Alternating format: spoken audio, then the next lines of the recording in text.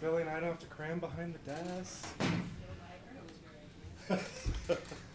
Zach totally sold me out, huh?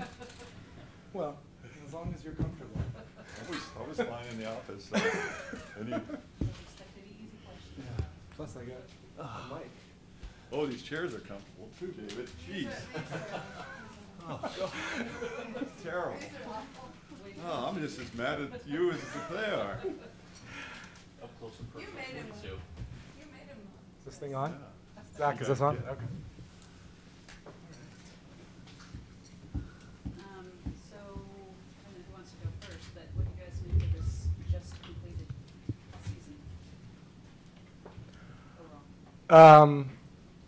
I mean, it's hard not to be very pleased with how we ended up.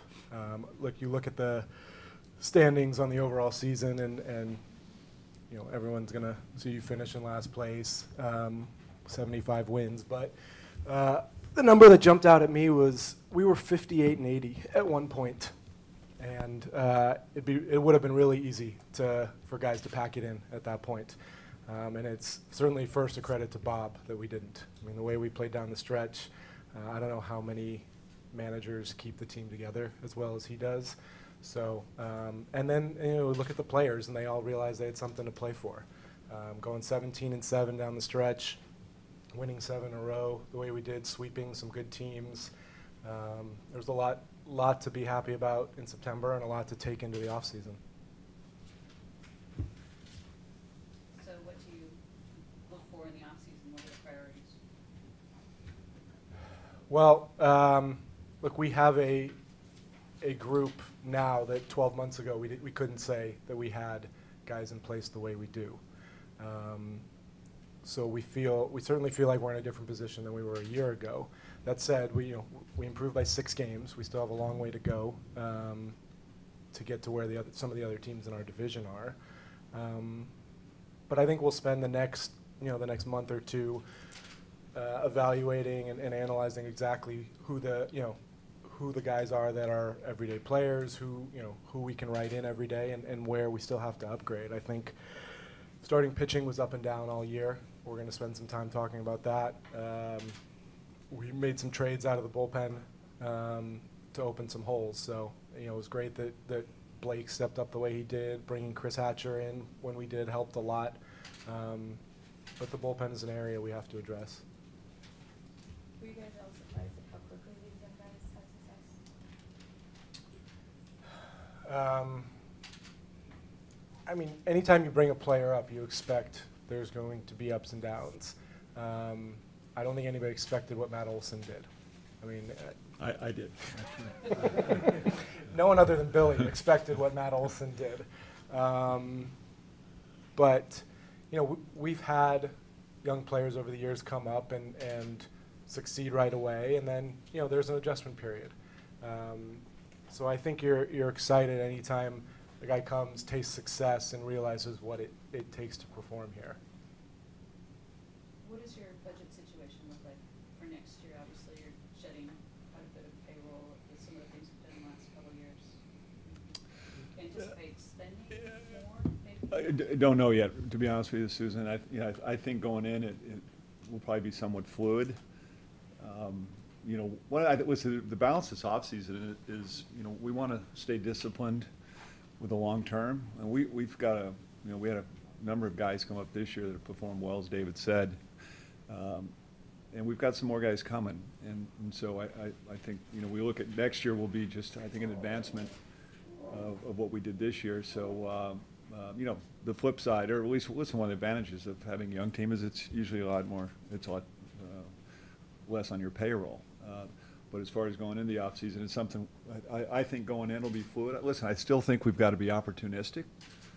I think David and I are both so competitive. We're not just going to just accept the fact that, hey, this is part of a multi-year plan. So and as it relates to the budget, I think there may be opportunities. Because, hey, this guy's he may not necessarily be a young guy, but he fits who we are right now, and he'll be a good addition to these young guys. So short answer is I think it's somewhat fluid right now. So it could be either or, from a payroll standpoint. But to say that we have the answer right now wouldn't be accurate either. We don't know yet. But, David mentioned starting pitching. Would that be an area potentially we could explore a free agent? I mean, we have the talent with starting pitching. We feel like, you know, a year ago we sat here and thought we had depth and talent, and we still have that. We just have guys who, you know, experienced what young starting pitchers do, and we also had some issues with health. You know, Kendall, Mania, all these guys on the DL. Bassett didn't get back, but the group is still there, and you saw the way Gossett and Mengden pitched down the stretch. The way Sean pitched the other day was great to see. So I think we need to evaluate what's here first before we decide, you know, where we go on the starting pitching. And that's the riskiest. It's the hardest area, you know, especially for a market like ours. I mean, we've had some success, and we've also, you know, you also have some failures. You know, forever, you know, you get a guy like Rich Hill with, you know, hit like that, but it's just really tough area to address your needs, and, you know, especially in our situation. So as David said, I think listen, if there's any disappointment this year, was the inconsistency with the young starting pitching. But we do have a group of guys that we do feel are talented, and we got some guys who are going to be breathing down the necks of the guys here, you know, with Puck, and we expect Caprillion to be a factor pretty quickly when he gets back. So, but as far as free agent, it's just, man, you know, going in and, you know, you shouldn't have your premium guys, and you know where they end up, and then the sort of 1 and 2 year guys, in some sense, you can kind of get lucky a little bit. So, and then in many cases too, you're dealing with older guys where health could become an issue as well. So the preferred route is to create the pitching staff organically, and that's where we've had most success. And, how good do you guys feel about Fowler's health progress going into next spring? Do you think he's going to be 100%? Yeah, his health has been great. He's hit every benchmark along the way. He actually had a follow-up appointment with the surgeon a couple days ago, and is doing well. I mean, there's a long off season to go, but we think there's a really good chance he shows up in February as just another guy, which would be great from a medical standpoint. What's the plan for him? I know when he showed up, David, he wanted to go home for a short bit, but Yeah, I mean, so he's going home to continue his rehab, so he'll be home in Georgia. But the fact that he stayed here for 2 months, worked with our guys, and made a lot of progress was a big point for us. So who's overseeing his rehab? I mean, he'll have PT set up at home. I know Brian Schulman already has a plan to go out and visit at some point. But our training staff and strength and conditioning will meet with a lot of players in the winter. But Dustin's at a point now where he can do his rehab just with a PT there. Are you likely to stay in-house when it comes to looking at center field? Do you like the in-house options you have right now, or possibly? Yeah, I mean, look, you know, it was disappointing not to get to see Boog the last couple of weeks because he was playing well out there. And, you know, when we made the trade for Dustin, we really felt like he was going to get an opportunity next spring to win that job. So those two guys, we did see Chad Pinder out there a little bit. We'll see where his, where his position is. Part of Chad's value, obviously, is his ability to play everywhere. So I don't know that he gets locked in at one spot. But, yeah, we like what Boog did, and we're excited to see Dustin out there. You talked about the rotation having the talent as is. You might not make changes in that regard, but the rotation finished 11th in the league in ERA.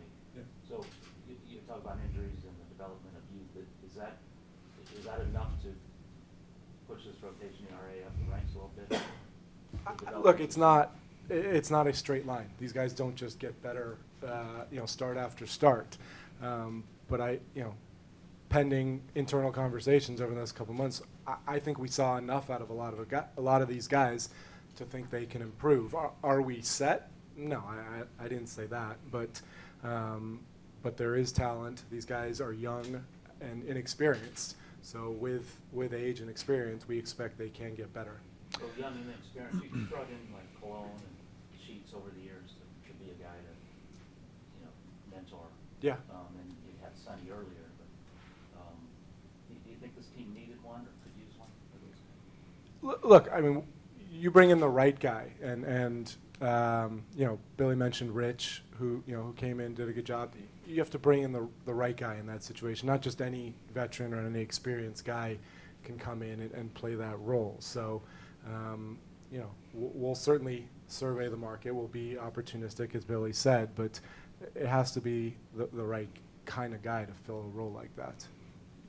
The other thing, John, I mean, just as I said before, I mean, listen, we were disappointed in the starting pitch, and there's, getting around it. I mean, you brought up where they were, and some of it, again, Andrew Triggs was off to a great start. He got hurt. I mean, he was throwing as well as anybody in the league, and then that hip bothered him. So, but again, it was the one area that I think David as well, was disappointed in the development. But as David said, and what I agree with, there are guys there who have the ability, and probably would behoove us to choose from that group of players as opposed to just going out and the risk of the free agent market, given the cost and injury, and quite frankly, you're going to be out there with 29 other teams. So. I asked Bob this question. Did you expect this much of the future to become this much present? I mean, at this point, at the end of the season. I think we did. Yeah. I mean, this was, even at the beginning of the year when we'd signed a number of veteran players, to temporarily fill some spots for us. I mean, we with the idea that certainly Matt Chapman and Olson and these guys would take over. I think what was surprising was how quickly they acclimated themselves. I mean, I think since Chapman came up, and I just use him because Olson was a part of this, and some Boog was a part of it too. We're 40 and 39 from that point on. So the surprise isn't that they were here. The surprise is that they had such a quick impact in terms of the overall team performance, to be honest with you. Yeah. You mentioned Triggs. Is he in the mix for the rotation, or coming off the dip is maybe more a Oakland piece? Or I think listen, everyone. I mean, we're going to spring. I mean, one of the messages we're going to make sure that we get across is that nobody can take anything for granted going into the spring training. I'm not a big spring training performance guy. I might turn into that this spring. So mainly as a message, these guys coming in ready to go from a health standpoint and being prepared to pitch. I asked Bob this question too. Are you comfortable with Healy being a full-time DH? I mean, he's a young guy. Bob said he struggled a little bit with the role, in terms of his hitting. Once he became the full-time guy, do you think he can make that adjustment, or do you really want him to make that adjustment? No, we don't want him to. Yeah. No, I think we're better as a team when everybody can go out there and play somewhere. It's better for Bob in terms of writing the lineup. And we saw Ryan was able to play first base this last week after Matt went out. Chapman gets a day off, he can play third. We're better as a team if he can play the field, if everybody can. Chris gets a DH day once in a while, but we're better if he can go play left field. So I don't think we're looking to turn anybody into a full-time DH. David, last year when Semin got hurt, we actually about Barreto, and you were very, solid to say that you needed more experience out of him in AAA. Now he's got a little more experience, but Lowry obviously is going to play second base. Do you see him playing like half a season in the minors or something like that this next year to get more experience? I don't think we've decided where Frankie starts next year. Like you said, we expect Jed to be back. We expect Marcus to be the shortstop. So I don't think it'd be the worst thing in the world for Frankie to get some more time. That said, he does some things that play here. We saw little bursts. I mean, certainly when he first came up, he can run. He has power. He's played both spots in AAA, so we're going to keep letting him work at both middle infield spots. But I think we're still a little ways away from determining where what the best starting spot is for Frankie next year. In that same regard, there have been some reports in Venezuela that he's all set to play winter ball, but he just need you guys' permission. Is that a fact? No, he's expressed that he wants to play. We're going to let him play. I mean, I want him to get some off season, but he's going to play down there. Yeah. Bill, you guys have talked about kind of the shift to maybe now signing some of your young core guys to long-term deals. When does that process start? Listen, I mean, I think first you identify, you want to make sure you're identifying the right guys, but listen, I'll just say it's probably a conversation we've already started. After that, I don't discuss contracts, Susan. So, but we've had that discussion already. So, and you're right, it's going to be important for us to do it. How do you roster build with the stadium in mind? I mean, it's not 2-3 years I've never away. done it before, so any help would be appreciated. Well, it is 6 years away. And, right. No, If it's- it is 6 it years is? away, So- at the earliest. A lot of these guys who are the young studs coming up hitting everything. Yeah, no, I mean, are gonna be free agents. we were hoping nobody would notice that, John. But yeah, no, listen, dovetailing off Susan's question, yeah, when you're talking about, building a club for the stadium that's 6 years off, and if you're talking about locking them up, then you're looking to have to lock them up for a long time. So that's sort of the trick and the balance that we have to address this off season if we're going to embark on that. But the uncertainty, because it's far removed from being official or a done deal, obviously. Well, I think right now we just got to operate as that's for us. That's how we've got to operate. That's going to happen. I think the other option is one we've had to do here my entire career, which is a constant churn. So I'm churned out. There's always been talk about, when you get that revenue from the new stadium, you can start locking these guys up. But you're saying you could do that. Do you think you can do that before that happens? Well, I think it's important. Listen, the model for opening any sports stadium was really the Indians. They did it better than anybody. There's no one who's even come close to replicating, bringing not just a good team, but a great team into a stadium. So I think you have to be very proactive long before the stadium opens. And listen, you have to get people excited about the product that's going into the new stadium if you're gonna expect them to pay higher prices or even come at all. So I think that's really important. And so again, for me, the model has always been the Indians, and there's no one. I mean, there's teams that have made mistakes by. 20 years ago.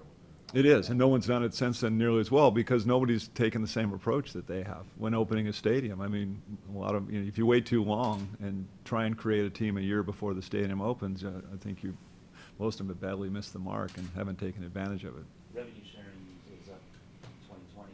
How does that relate? It's 25% down every year, so 2 more years of that. When talking signing. Yeah, no, it's part of our internal conversation as it relates to revenues and what we'll have to spend. You pinned down, Bob, on whether this team could compete for a playoff spot last year. I'm not making any predictions, but he said he thinks the young guys will come to spring next year and think that they can win.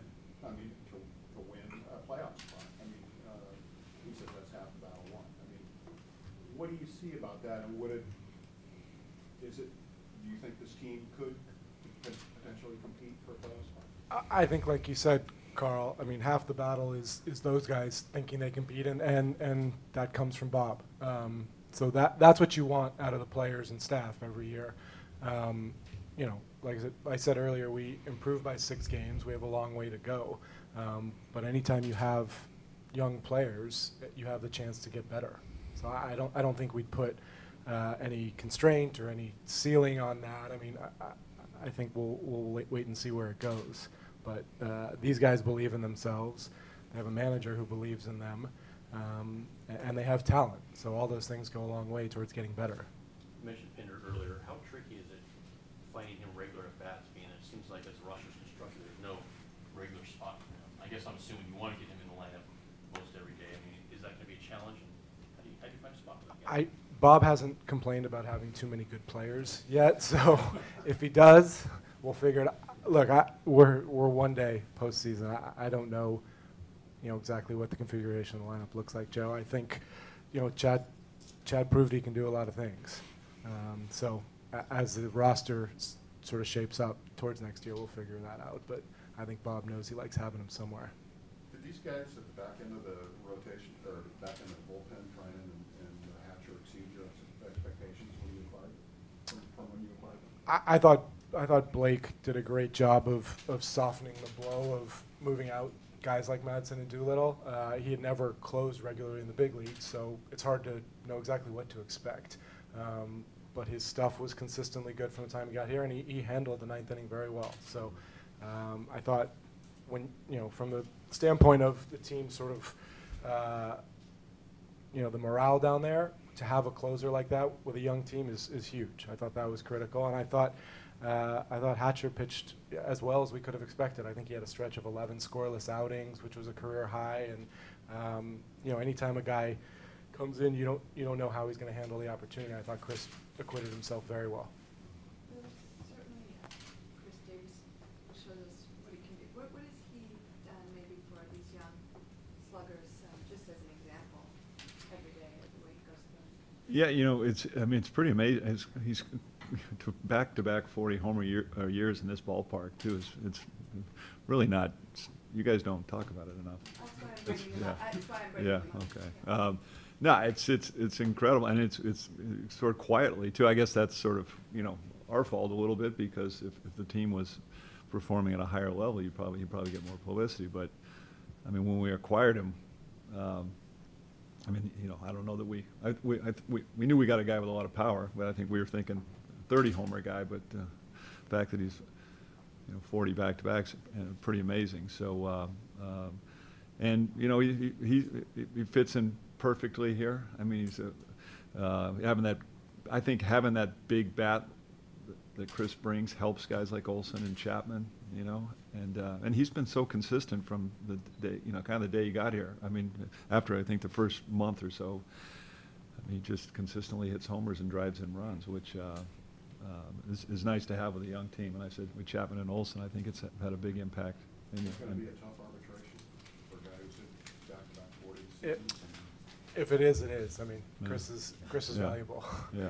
So he's, like Billy said, I don't think you can overstate the impact he has on the rest of the lineup, and those guys being able to rely on him to take the heat off of them.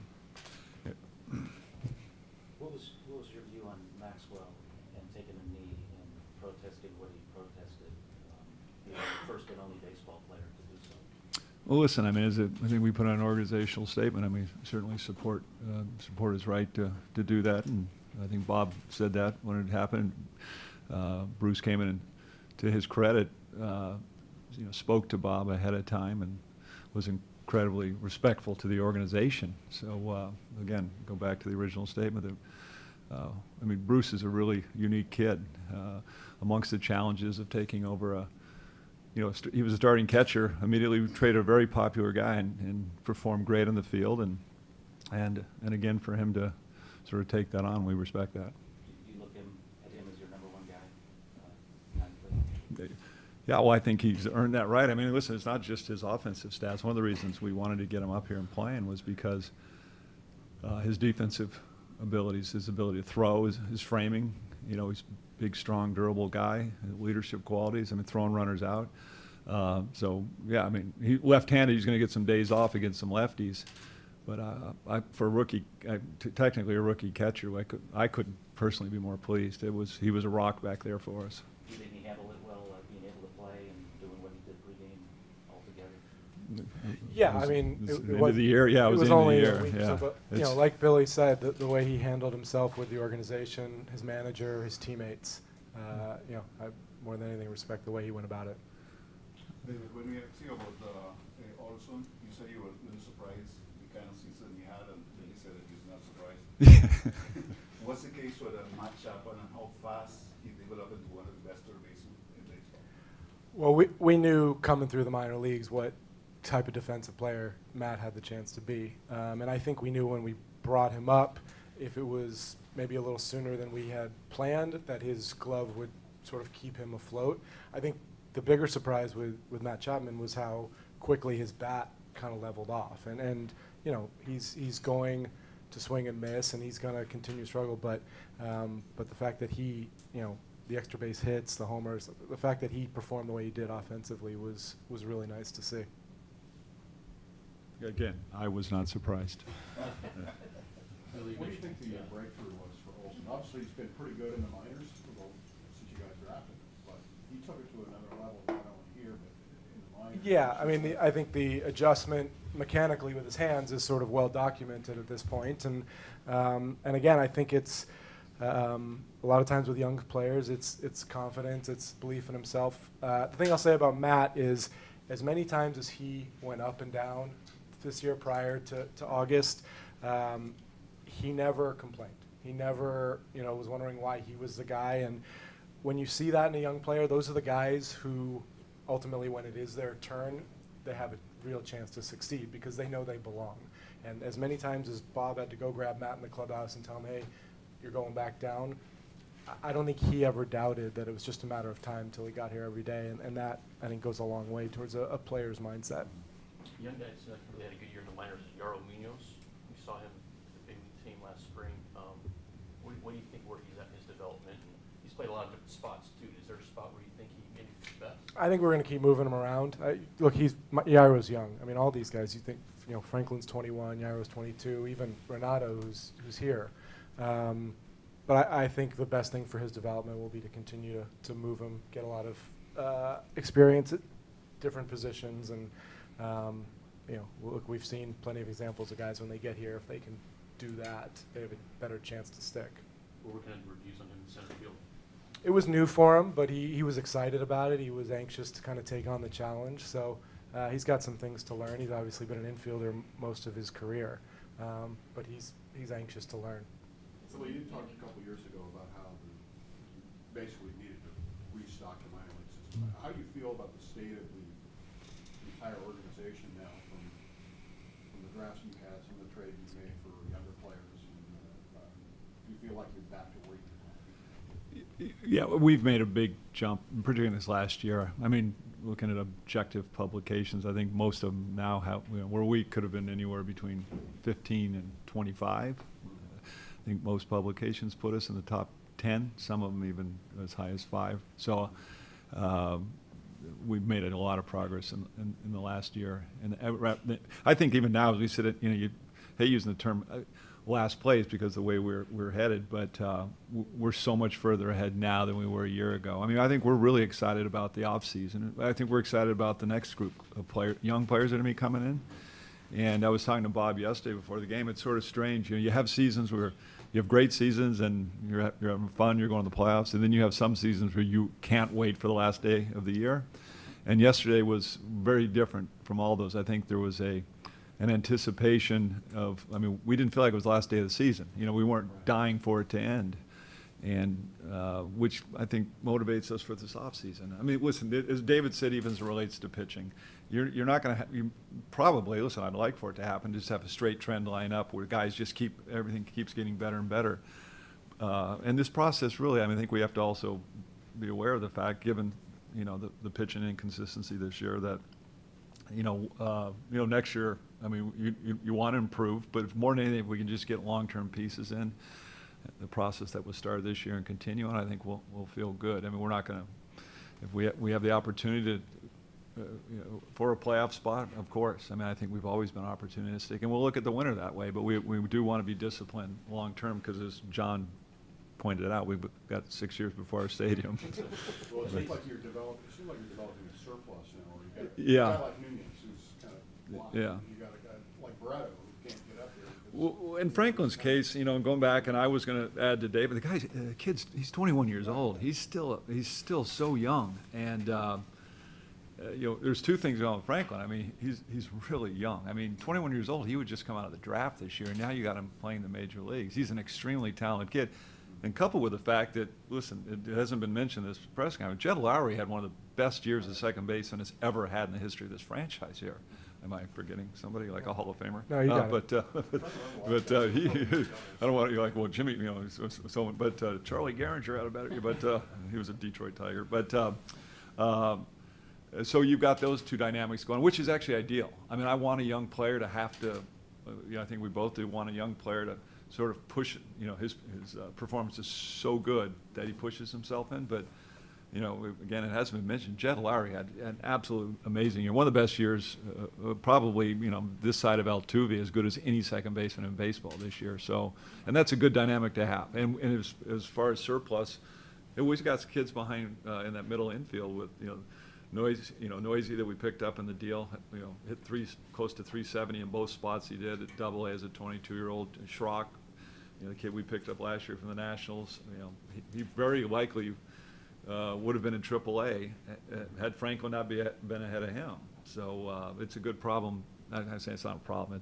It's a good situation to be in.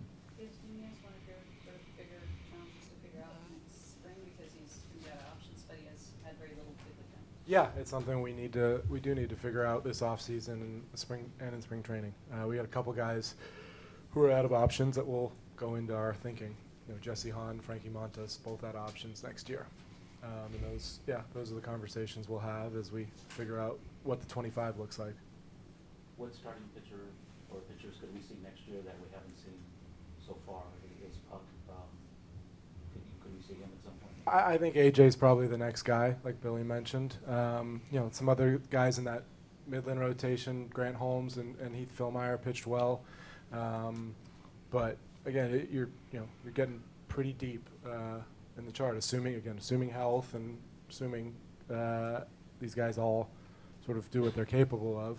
There's a nice deep group there.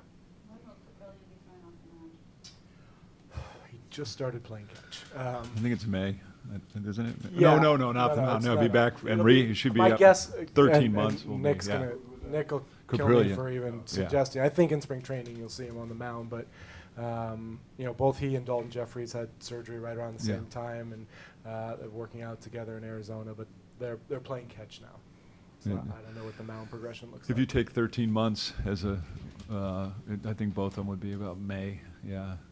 But probably before June. I think May. I think both of them, it was April. Obviously, you're as good as the competition. Houston doesn't look like they're going to go away anytime soon. You've got a lot of good young guys. I mean, do you feel like you have to build a better team maybe than you did in early 2010, 2011, 12? Listen, they are a good team, and they are. And you're right; they're not going away. We were aware of that even when we embarked on this. I mean, we saw the freight train ahead of us, and then. Of course, Texas was very good.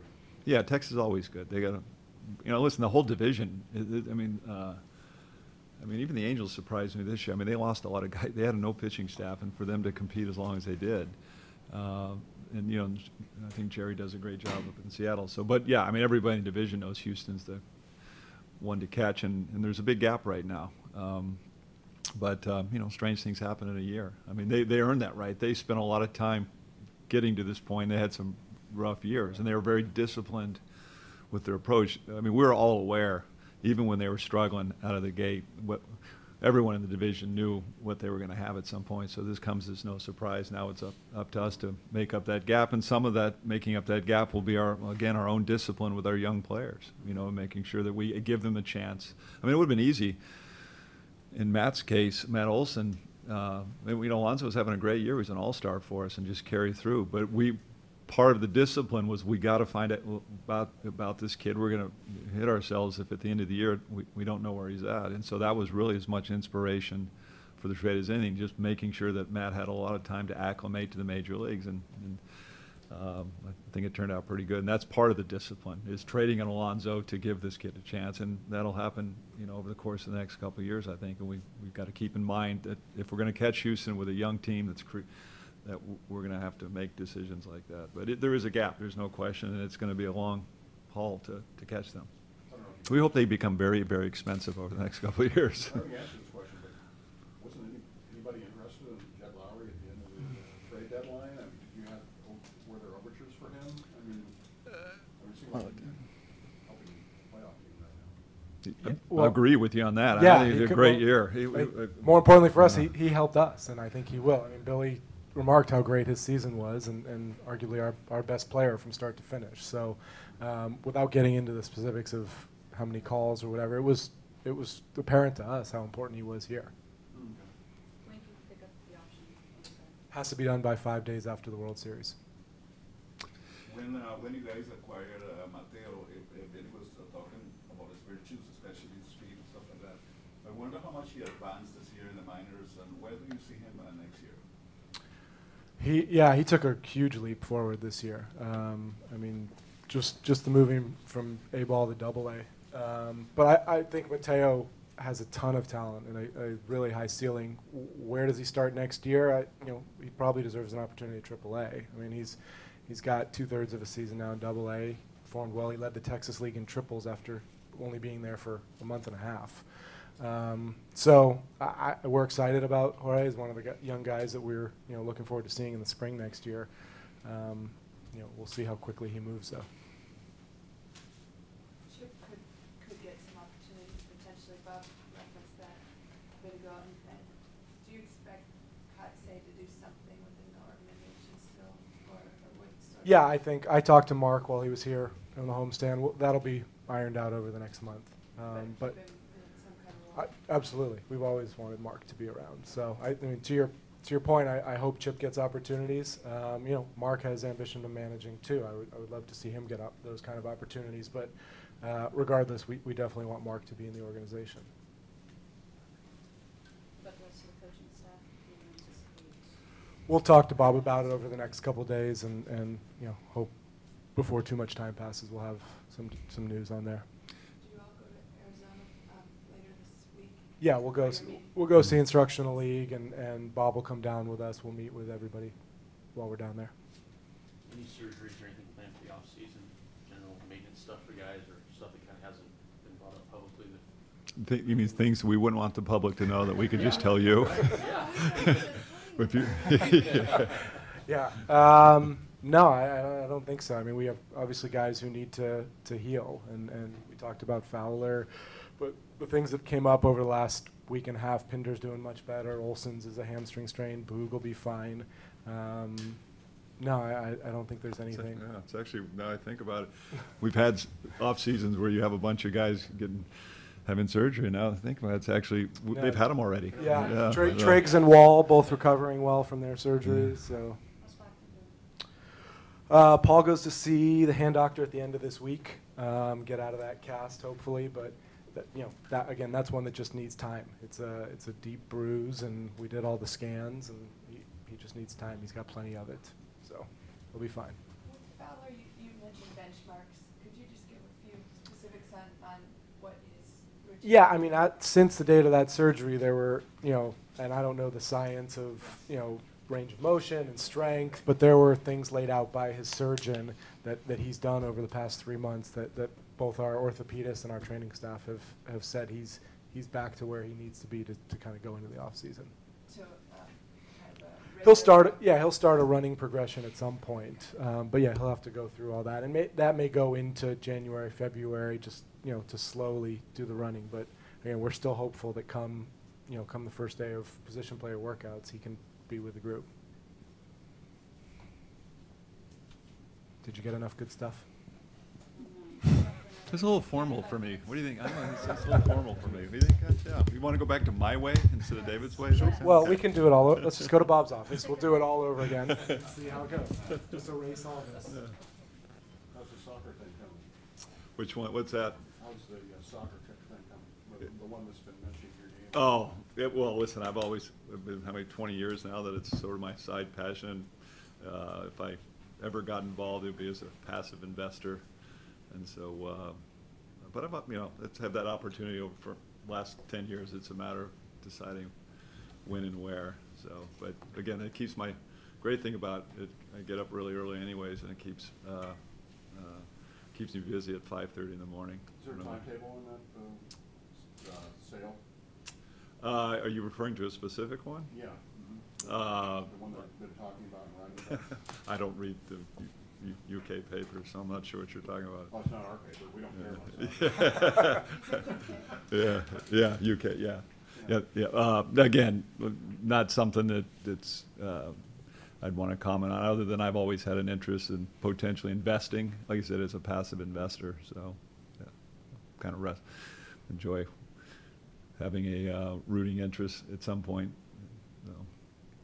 And I'm part of the Quakes anyway, so I've got a lot. I'm going to ask you a tougher question: how soon that team is going to make it to the Premier League? Yeah, again, I'm not sure what specifically you're speaking about. So,